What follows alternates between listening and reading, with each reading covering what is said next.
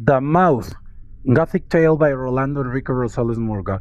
The fear still gnaws at my insides as I feel within my battered body that multiform sigh, a gorgonal pain. Outside, the fragments of dry leaves laugh as they crunch, a wild stampede of misfortune, like a school of madness swirling in my head every time I recall that night. The frost makes me dance a wild and drowsy dance of horror.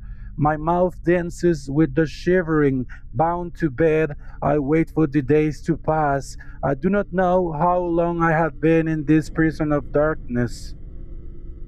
Of the night, there is no end, and my fear grows as I notice that I no longer remember anything but the morrows.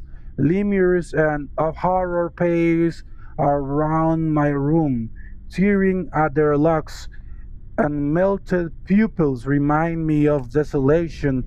Everything is decrypting of fear between shadow and upon shadow.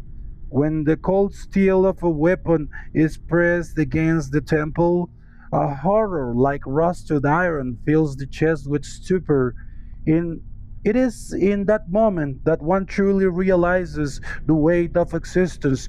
When fear seizes the soul, the body recoils in sheer terror.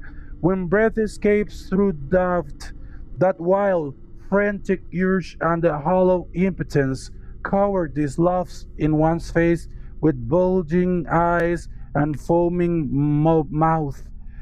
What shapes are the shapes? Of what are the shapes shaped?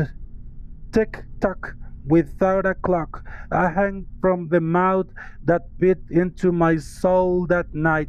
I still feel the rainy taste of blood, my being screaming its lungs out, my throat aching like a bird with a wounded gullet, the mouth that swallowed me, stripped away the times I raged.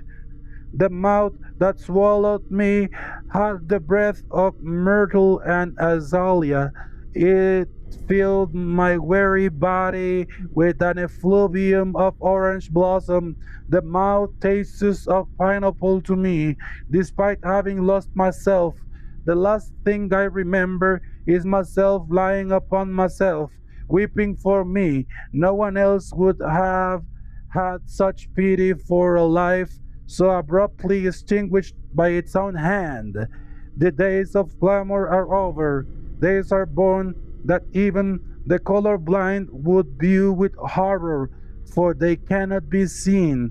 Only that mouth of death, regurgitating curses into the faces of those I left behind.